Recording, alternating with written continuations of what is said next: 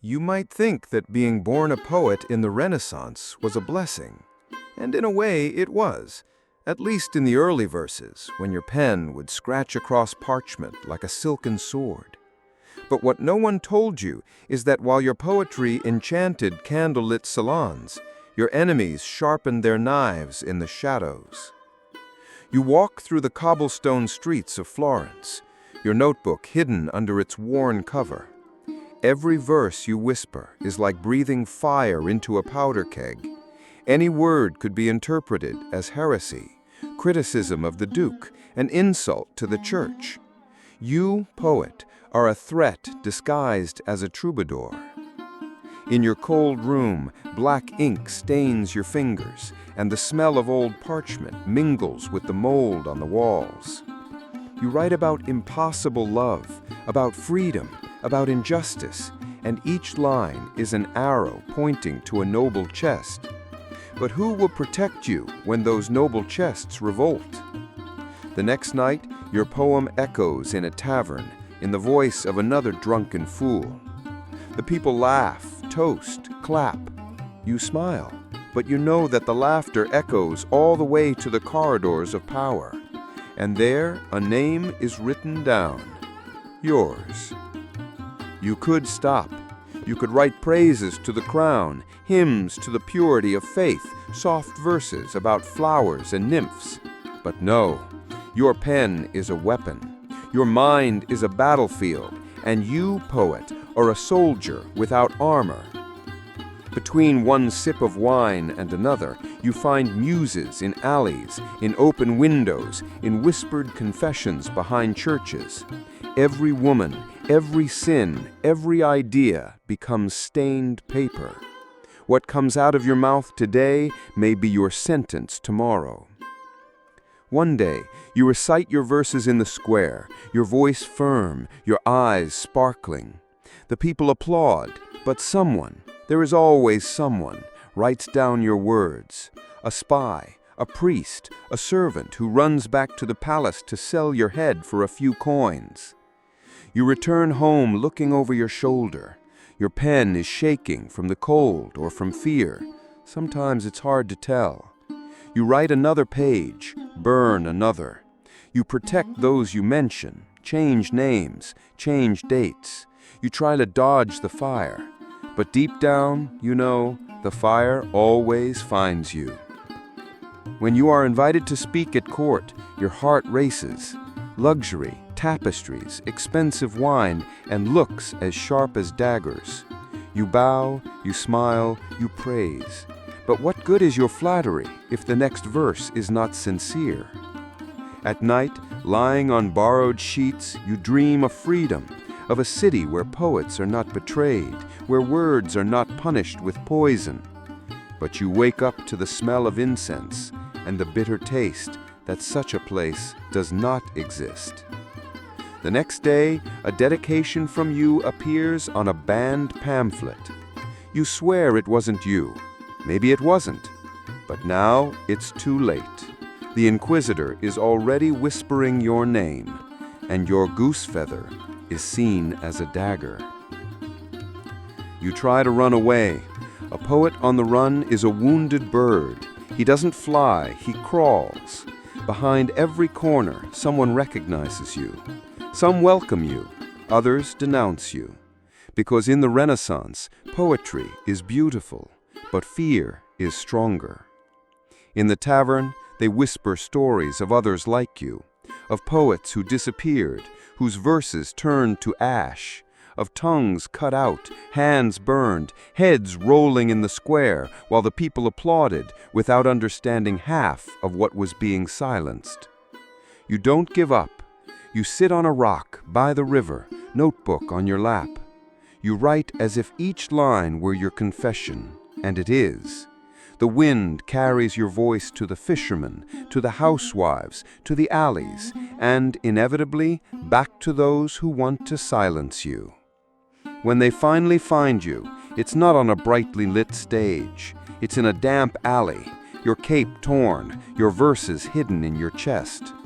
They try to shut you up, but each poem of yours is already alive in the mouths of those who heard you. You understand too late. To be a poet is to be a seed. They can burn the plant, but the soil still holds the roots. And one day, others will sprout, singing their verses like prayers. You, poet, never wore a crown, but your name, scratched in ink and blood, outlives any tyrant who tried to silence you. In the Renaissance, your poetry is both curse and miracle, a beauty that defies death. And if today someone opens a dusty book, reads your verses, and smiles, know that the tragedy was worth it, because each of your words was a sword and shield, and even dead, you still whisper in the world's ear. You wake up not knowing if it's day or night, a candle dripping wax onto scattered papers. The smell of fresh paint mixes with the mold of the makeshift cell that has become your room. Every knock on the door makes your heart skip a beat, as if it were the beating of drums announcing your capture. You remember when you were just a young dreamer, enchanted by the verses of Petrarch and Dante, believing that words would change the world. They did, but not in the way you expected.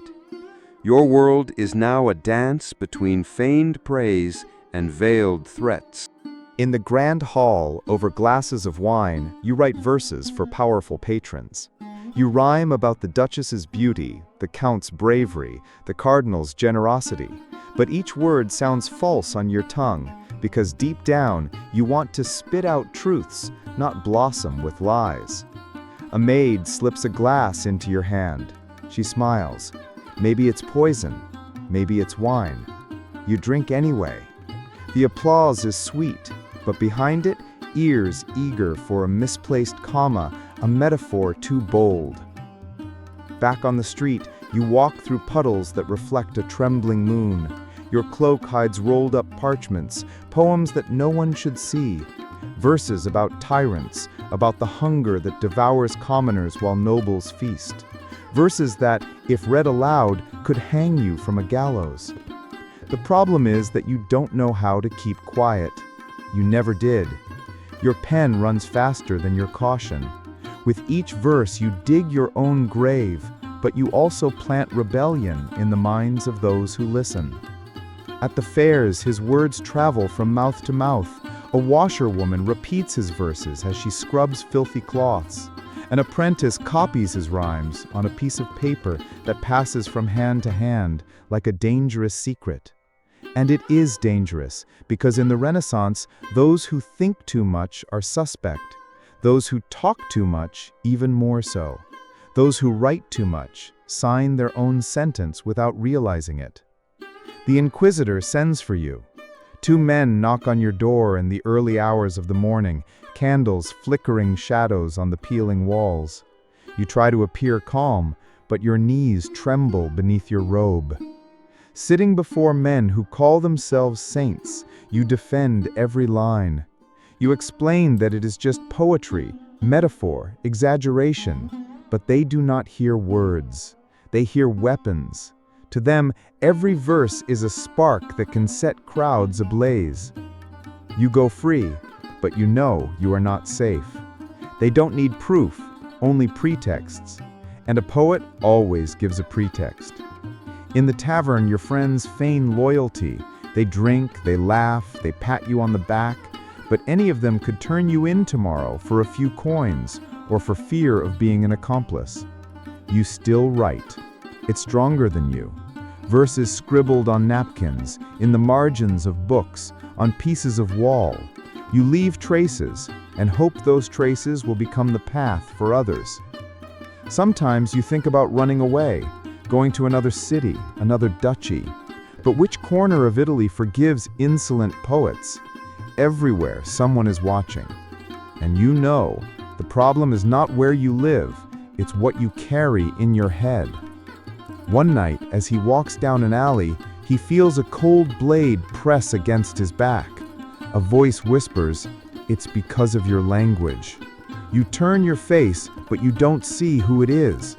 When you look down at the floor, your notebook has fallen, pages flying like dead birds. He doesn't die there, not yet, but he understands the warning.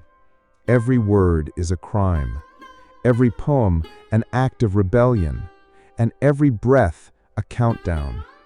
Yet the next morning you are in the square, reciting. The crowd gathers. With each verse, eyes shine, some with fear, others with hope. Because deep down, everyone knows that your words say what no one dares to shout. A boy approaches, covered in flour, and hands over a stolen apple. For poetry, he whispers. You laugh.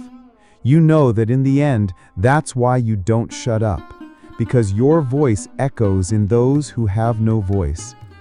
In the last verse, you say goodbye without saying goodbye. You hand over your notebook to someone you trust. If I don't come back, let the world hear. It's all a poet could ask for. And when the blade comes, because it always does not kill poetry. It kills the body. The rest lives on. In the alleys, in the fairs, in the books hidden under rotten boards. Each sentence of yours is a seed planted in fertile soil of revolt. Years later, someone opens a yellowed manuscript, reads it, smiles, and realizes that there, among rhymes and metaphors, beats the heart of a man who never wanted to be a saint. He only wanted to be free. And so, poet, you rest, but your pen, thin as a sword, still pierces tyrants, even underground.